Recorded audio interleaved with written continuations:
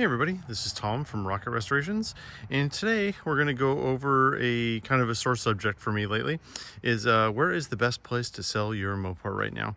And the reason I'm showing this car is because I just sold this car for no reserve on Hemmings Auctions, and I instantly regretted it.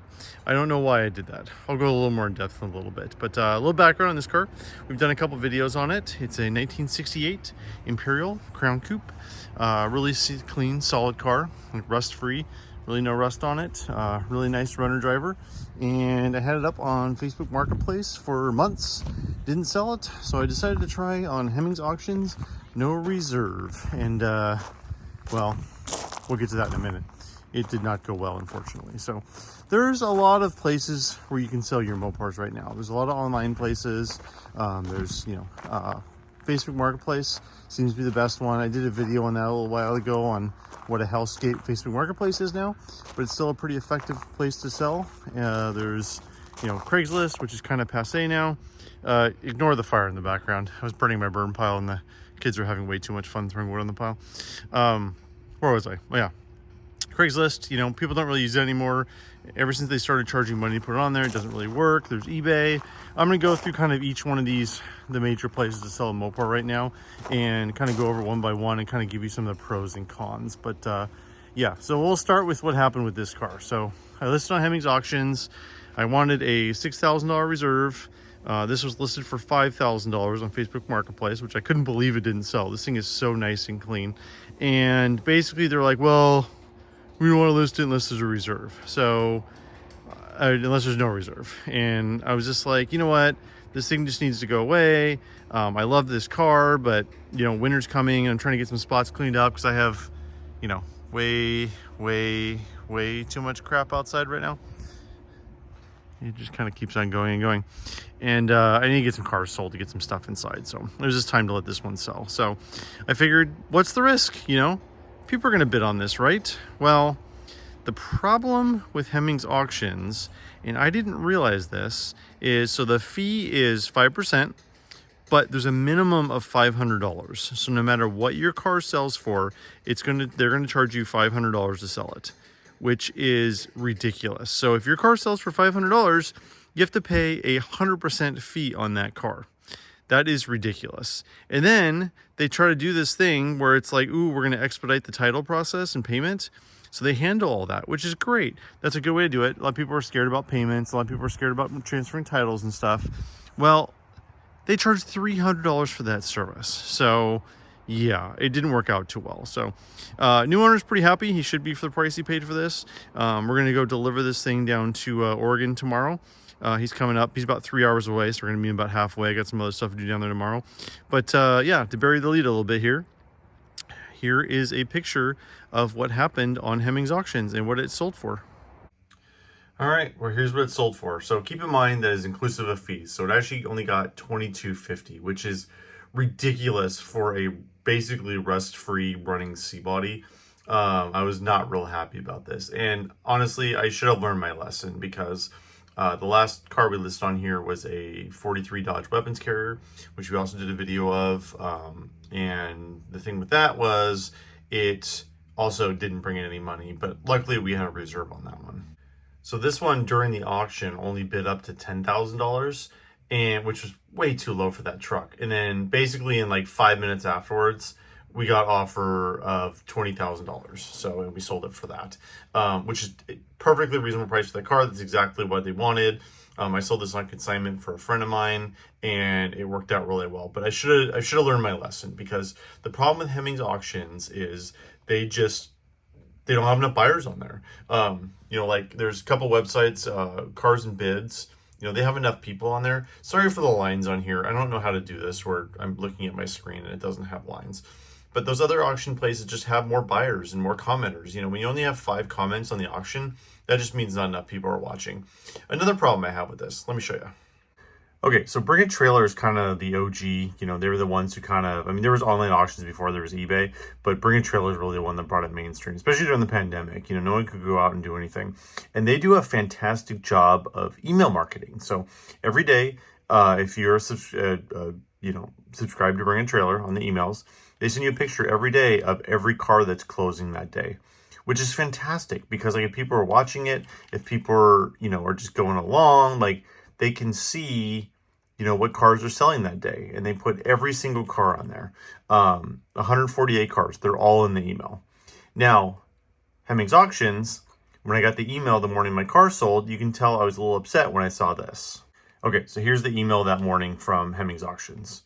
Okay, cars ending today. There's a Mustang, there's a Model A, there's a Mercedes, a couple of Mercedes, Ford, Boxster, Porsche, Ferrari, blah, blah. That's it. That's all the cars they show you that are ending that day. So how many is it? Like 10 cars, maybe? Like how can you have an auction email with cars ending that day and not show all the cars that are ending that day? So Bring a Trailer, their emails were getting so long because they're selling so many cars now. They only show about half the new auctions for that day, which is fine. But like when it's ending, you got to show the cars that are ending. And then the new ones, they only show like 3. And I understand or I guess 4. I mean, they're trying to have shorter emails here. I understand that. But you've got to highlight the cars that you're selling. Like, there's dealers on here who might want to buy stuff. There's enthusiasts that be like, hey, here's an Imperial. This thing's pretty cool. But there's a saying in the newspaper industry that if it's below the fold, basically what that means is, in a newspaper, you have a full newspaper and it's folded in half. And the majority of people on the page only look at that top half. They don't look at the bottom half. So the term is, if it's above the fold, people see it. So in this case, these 10 cars here are above the fold. Everything else is below the fold. And you know what? Nobody looks at that. And the traffic on that Imperial was terrible. And I should have known better. With those fees, I also have the disadvantage of being up in the Northwest. We're in the very corner of the country. Shipping's not as hard as you think it is. I've done a video about this. It's about $1,500 to ship a running car across the country. But people are scared of it. And when you have a $2,200 car that sells online, $1,500 is half of that cost. So, you don't get that money back when you're trying to sell it. So it just, it was just very frustrating. I was not real happy with the process at all. So, all right, enough whining about my Imperial not getting enough money. It is what it is. Mistakes were made. So, I just kind of want to go over some of the other places to sell cars right now. There's eBay. The fees are kind of high on eBay. And the problem I've had with eBay, and again, I haven't tried to list a car on there in a little bit, just because I had some really, really bad experiences on eBay. Basically, for a while there, and I'm not joking about this at all, for like a year, there was one dude who was bidding on every single Mopar on eBay. Like I had like 3 or 4 friends that every single Mopar they listed on eBay was bid on by this one dude from like Arkansas, and then he never followed through on it. And the problem with eBay is there's no consequences to that, like 0. If you just bid on a car and don't pay for it, nothing happens. The nice part about like Hemmings Auctions and Bring a Trailer is when you bid on a car, they charge your card $500. So you are committed to that. Like that's going to happen. That's what's going to happen when you bid on that. There's no other choice.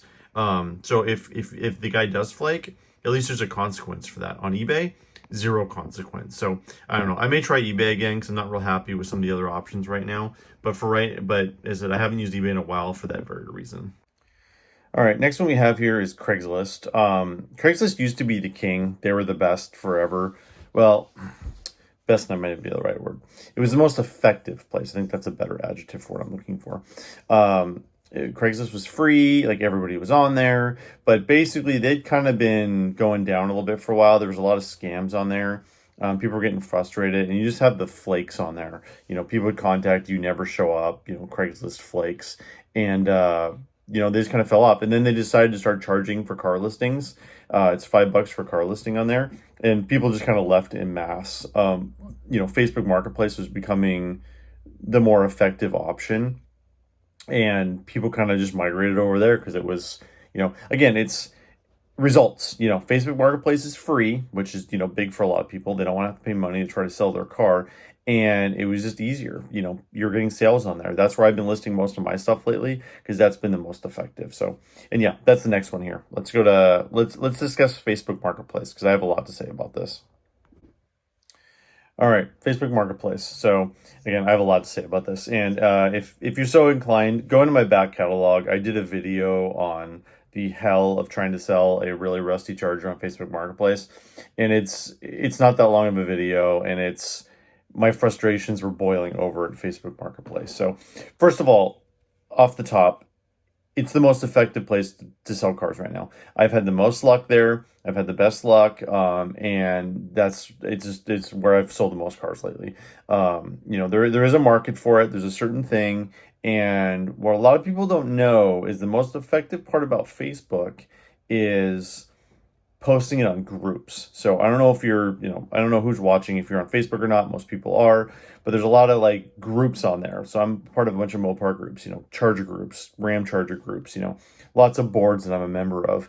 And what's really nice about that is you post something on Facebook Marketplace and it puts it on the marketplace, but you really only capture a very local audience with that. You don't really get like a nationwide audience when you just post it locally. But when you post it on those groups, a lot of people see it. A lot of these groups have 50, 100,000 people in them.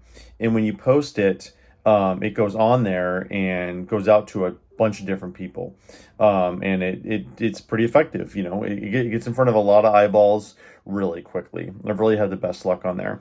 The problem with Facebook Marketplace is the barrier of contacting someone. And I realize this is a very small difference. So on Craigslist, you had to click a link to send an email or send a text. One of the two. So just one click, where you had to click on the thing and then click on the thing. So it was like 2 or 3 clicks, for the effort to contact somebody. On Facebook Marketplace, it's the Wild Wild West. You just hit one button, you send a message, it's super easy. There's no consequence if you're a flake or don't come back. And it can be really, really frustrating. For anyone who's sold on Facebook Marketplace, which I'm sure is a lot of you, the is this available thing, I don't even know how that works. That's like the default message on there. So some people just accidentally click that. But like I listed this rusty 69 Charger a couple months ago, and it was a nightmare. I mean, it was cheap. But it was still a 69 Charger with a title and a VIN. And dude, people were calling me all sorts of names. Like I was getting all sorts of flakes, like dumb trade offers. I don't know what the deal is with Facebook Marketplace, but it's always these really, really dumb trade deals. Like, you list a 69 Charger. Do you want my 95 Chevy 3/4 ton with 300,000 miles on it? No, I don't. I don't. So whatever. If you want to see me rant about Facebook Marketplace, please look at that last video because it was I covered most of the ground there. So, but again, it's kind of a necessary evil. That is the best place to sell online right now. At least me personally for a Muscle Mopar. And I assume that's most of my audience that's looking for this. The older cars tend to be on like Hemmings, and some of those other ones. Bring a Trailer tends to, they more concentrate on more modern cars. They definitely list muscle cars a lot of times, but they don't really seem to bring the money on there, at least as far as I've seen. They have Superbirds, they have TA Challengers. I've sold a couple cars and Bring a Trailer. It's been a couple years since I have. You do get a huge audience. You get a lot of comments on it, which is good. Having those comments in the audience can really vet a car, especially if you don't know it very well. But yeah, it's really not the best place to post a muscle car. So yeah, that kind of covers Facebook Marketplace, but it's selling on there is a total pain, but it's still one of the most effective things out there. So I'm sure I'm missing a couple other marketplaces here. There's a lot of different places to sell the car. I'm just trying to hit the highlights, the ones that I do. Kind of the last option is, at least, that I'm going to cover on this video, is kind of doing live auctions. There's Mecum Auctions, there's Barrett Jackson's auctions, there's a lot of other local regional ones, but, those can be pretty effective to sell a car, but just understand that they're in it for them, not you. Barrett Jackson's completely no reserve, and my brother sold a car down there. My dad sold a car out there. They both got pretty short gabbled because when it's no reserve, other than they get more commission, they don't have, if they're running behind, they're going to short gavel your car, which means it's not on the stage long enough. And there's just so many shenanigans going on. Like especially Mecum's really known for this. They'll it's what's called chandelier bidding, which is legal. If you have a 69 Roadrunner in the auction, for example, and you have a $50,000 reserve, like they can bid it up to $45,000, with no one in the room, and no one knows. I mean, there's no way to know whether there's somebody in the room. You can kind of look around and see who's bidding, but they can do that. The numbers are just a little unrealistic there. So, but yeah, the live auctions seem to be fairly effective when the market's hot. When it's not, you better have a reserve. But there's a huge cost to that too. Like, it costs money to put your car in the auction. Like Barrett Jackson, especially if you want a good time slot, if you want a, Friday, Saturday, you have to pay thousands of dollars to enter the car in there. And if you're not local, like if you live up in Washington, like I do, in the auctions down in Arizona, you got to pay $2,000-$3,000 to get the car down there. So if it doesn't sell, you have $3,000-$4,000 in the car before it even goes down there. I mean, Barrett Jackson's no reserve, but it's a huge risk to take it down there. If the market's hot, that's a pretty good place to do it. If it's cooling off, it's probably not so much of a good idea. So yeah, you do have a lot of options to sell your classic Mopar right now. We kind of went over those one by one. You can kind of decide what the best place to sell it is. But as I said, we've had some success with Hemmings Auctions, and obviously this one did not go well. And I learned my lesson on this, and it's no one's fault but my own. It's not Hemmings Auctions' fault. It's my fault for doing that. Well, kind of sad to see this one go. This was a really cool car. I was been driving around town a little bit. It is one of the cleanest C bodies I've ever had. It runs great. Just needs some basic work like they all do. But yeah, it is what it is. I'm glad she's going to a good home. You guys pretty happy with it. So yeah, this is Tom from Rocket Restorations. I just want to thank everybody for watching. I really appreciate it, and we will talk to you soon.